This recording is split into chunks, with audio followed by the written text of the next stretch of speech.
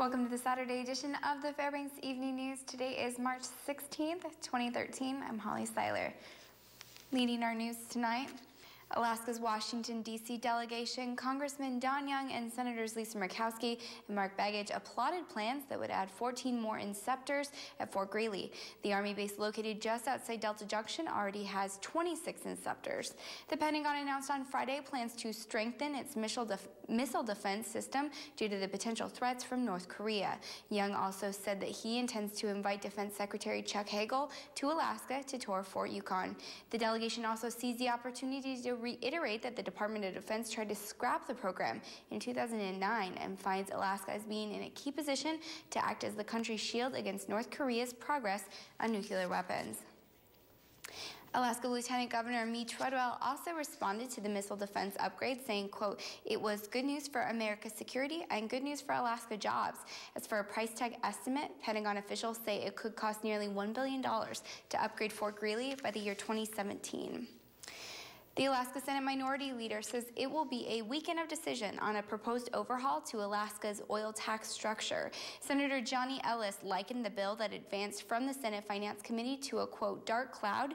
It would come to the floor for a vote early next week. The proposal would raise the base tax rate to 35% through 2016. The rate would then go to 33%. The proposal also includes a $5 per barrel allowance for oil produced and a 20% tax break for new oil. Senator Lyman Hoffman, the lone minority Democrat on the committee, Hoffman said he mistakenly marked due pass on the committee report. He said the bill would have too big a fiscal impact, and there's no way he could support it. Hoffman was in Fbx recently and talked about the issue of oil taxes and where he stands. It's a very, very complicated issue, and when you're talking billions of dollars on an annual basis, it could swing really quick, and we could end up in a situation where we would be facing an income tax. So I think that we need to be very, very careful. I would say that this issue alone is probably the most important issue we're going to be facing since the last 2 decades. Time is starting to run out for the Polaris building located downtown on First Avenue. The city of Fairbanks has set a no less than 2 weeks deadline for Anchorage owner Mark Marlowe to file any permits to renovate or tear down the vacant high-rise. The city declared the former hotel unfit for human occupancy because of ice, water, mold, and a pigeon population last fall.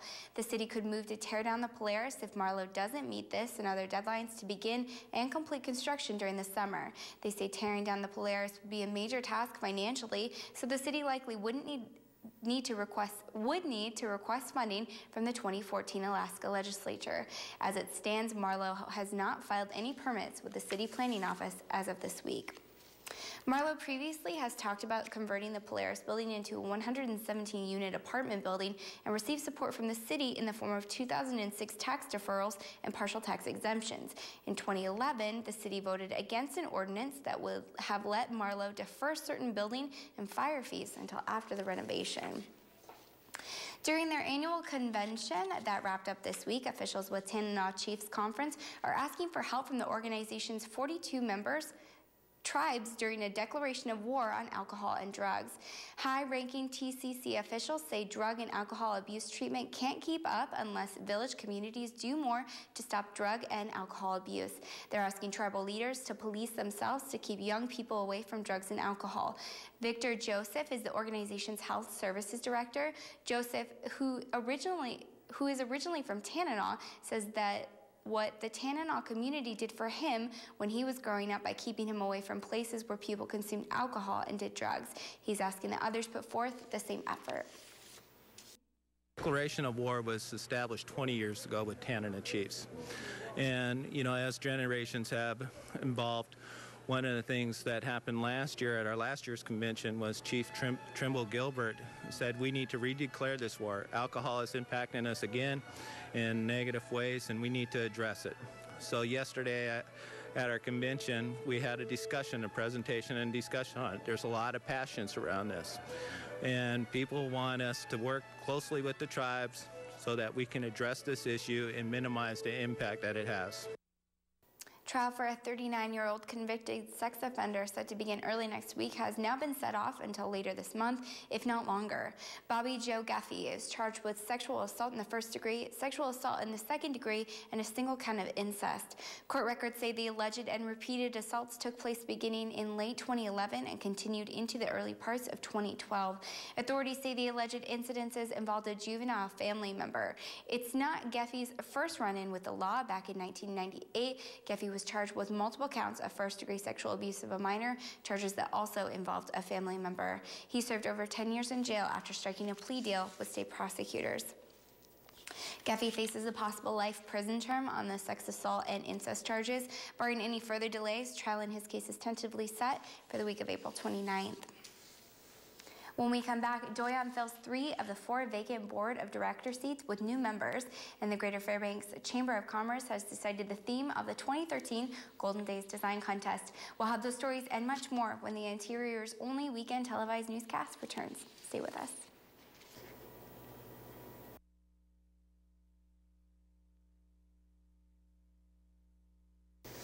Welcome back. 2 possible suspects were detained by city police earlier today after a stolen car they were riding in eluded officers through town. A host of Fairbanks police officers tracked the stolen Mercury sedan through town just after 3 p.m. today. According to Sergeant Kurt Lockwood, while being pursued, the driver lost control of the vehicle, causing it to run up on a snowbank at the intersection of Van Horn Road and Easy Street. No one was injured in the incident. Vehicle appears at this point in time tried to elude officers briefly, went around an icy patch and put their vehicle up in a snowbank. No one's injured. Both occupants of the vehicle fled on foot, and both were apprehended in a short time frame nearby. Nobody is injured. Everybody's okay. The car will be returned to the owner. But I think there's just some other issues that we're looking at out of the car. I believe one of the passengers had a warrant, and we might need to ask him a few more questions. The Alaska Redistricting Board interviewed 3 candidates in consideration for the executive director position, yet the board reversed course and decided not to hire anyone, a decision made by Chairman John Torgerson instead. They will look for an expert in computer mapping. Torgerson couldn't be reached for comment about why the board changed its mind on the opening. However, board member Bob Brody said there wasn't much need for an executive director now because of a case pending before the U.S. Supreme Court that could influence Alaska's redistricting. Redistricting is required by the state constitution every 10 years to bring legislative districts in line with population shifts, which should have been completed by the 2012 election. But the first plans were challenged and rejected by the Alaska Supreme Court as violating the Alaska Constitution. As we reported, 3 of the 4 Doyon board of director seats were up for grabs will be occupied by new members. That's after shareholders late Friday afternoon cast their ballots during the organization's annual meeting that took place at the Westmark Fairbanks Hotel. The board seats were held by Josephine Malamute, Cheryl Silas, Tisha Simmons, and Miranda Wright. After today's election, only Wright, who is also the board's treasurer, retained her seat. The new members that will sit on the 13-person board are Lee DeWild, Santa Roach, and Shirley Cleaver. The selection or re-election of board members has historically been the top item on Doyon's annual agenda. Each board member serves a 3-year term. Doyon Limited, the Native Regional Corporation for Interior Alaska, is a for-profit corporation with close to 19,000 shareholders. It's also the largest landowner in Alaska. Subsequent sequestration and other important issues weren't the only subjects on a very busy Tanana Chiefs Conference convention agenda this year. The overall health of their Native people also topped the list. The organization, as part of the convention, put on a health fair as well. TCC Deputy Health Services Director Jacqueline Bergstrom called in a huge priority that Alaska Natives pay attention to their overall health by any means necessary. Bergstrom says this is the 2nd year the health fair has coincided with the convention, further saying it's even bigger this year. There are diseases that are even more prevalent among our native Alaskans and among our beneficiaries, like diabetes, alcohol, smoking. So those are things that are, and lifestyle components that are impacting people's health. And so we started doing health fairs last year during convention, and this year we've even expanded it more, and so really healthy living, healthy lifestyle is the main theme for this year's health fair. News Center 11's Daryl Lewis will have more on this story next week during our weekly health report. The general membership of Greater Fairbanks Chamber of Commerce has declared the official theme for the 2013 Golden Days Design Contest. The winning theme, Gold Fashioned Fun, was submitted by local resident Nancy Gigliotti. This year, Golden Days will be held July 17th through the 21st. The event promises to offer something for everyone: a parade, duck race, street fair, a kids' day, and a comedy night. Golden Days packs 5 full days of events and celebrations paying tribute to our rich golden history and the founding of Fairbanks. Lots of sports going on around town and also down in Anchorage as March Madness Alaska style gets underway. Our own Daryl Lewis is anxiously waiting in the wings with your sports report. Mr. Lewis will be back in a moment. And welcome back, Interior Alaska. Daryl Lewis in the house on this beautiful Saturday evening. Hope you're having a good evening, and now to make it even better, let's talk some sports. Now, today marked the start of March Madness Alaska. Yeah, that big basketball tournament down in Anchorage, with the Class 1A division expanding from 16 to 32 teams for the first time and turning what used to be 6 days of tournament basketball into 7. You gotta love that. And already a tough day for one interior team. Now in girls action, the Huslia Lady Hustlers punched the alarm clock very early. That 8 a.m. game, a killer. But it's all good for these ladies. Huslia gets 8 points apiece from, and I love this name, Ophelia Moses and Madison Atla as they stay in the winner's bracket, moving on by beating Chafornik from the southwest part of the state. Final score there, 40-29 Huslia, and the high-scoring Minto Lakers taking on Tuksuk Bay. That's boys action. Also, Tuksuk Bay also from the southwest part of the state. Minto gets a combined 33 points from the Washington brothers Taj and Tyrese, but it's not enough. Tuksuk Bay gets the win today. Final score, 64-55. Now, the Alaska High School Activities Association voted to expand the Class 1A tournament because classification restrictions changed this season and increased the number of Class 1A schools in Alaska. The Class 1A and 2A players will also put their individual talents to the test on Sunday in a skills competition set to begin at Bartlett High at 5 p.m. Players will compete in a 3-point shooting contest, and instead of that dunk contest, a new bump contest. Life on ice, and back on Frozen Pond, the Fairbanks Ice Dogs face the Fresno Monsters in Game 2 of their 3-game series. It's Friday night. The Monsters struck first with the power play goal by Matt Salituro to give Fresno an early 1-0 lead. Garrett Clement, love that kid right there, tied it with an assist from Kyle Lee, and Jacob Hetz assisted on that one. 13 seconds later, Devin Lowe broke open the tie. In the second, Jason Angus bringing the beef for a Fairbanks goal, and the Ice Dogs led 4-1. Max Birkenbein gave the finishing touches on this game with his goal in the third period to bring the final margin to 5-1. Both teams will face each other again tonight at the Dipper. Out on the Iditarod Trail, a dog that died in this year's Iditarod Trail sled dog race asphyxiated while getting buried in snow during severe wind, officials said on Saturday. Race officials disclosed the results of a necropsy for 5-year-old Dorado, who was found dead Friday in Unacleat. Dorado belonged to Fairbanks rookie musher Paige Drobny's team.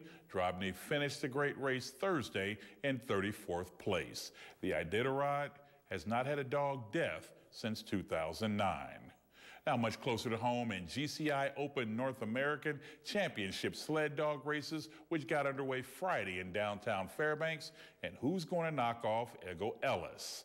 The 4 top teams were within 49.3 seconds of each other after the first 20-mile heat of the 68th running of the fastest sled dog race in the world. The next 4 teams were in a pack about 2 minutes off the lead and were separated by just 42 seconds. Now, despite having a pileup on the trail when he came up on a closed gate, leaving the Fairbanks golf course, Ego Ellis finished the first 20-mile heat in 4th place, just 49.3 seconds behind leader Arlie Reynolds of Salcha. The second leg of the 3-day race today was another 20-mile run on 2nd Avenue between Cushman and Lacey Streets. The race concludes with a 27.6-mile run starting at 1 p.m. on Sunday. Mushers are competing for $25,000 in prize money, with the top 15 finishers earning cash. Joe Cook will have a complete wrap-up of the race on Monday. And that'll do it for sports tonight. Thanks for rolling with me for a spell. For more KTVF sports, log on to Twitter, YouTube, webcenter11.com, and download our mobile app, whatever's your flavor. But for now, don't go anywhere, because Holly's back with your weather. She's next, and we'll see ya.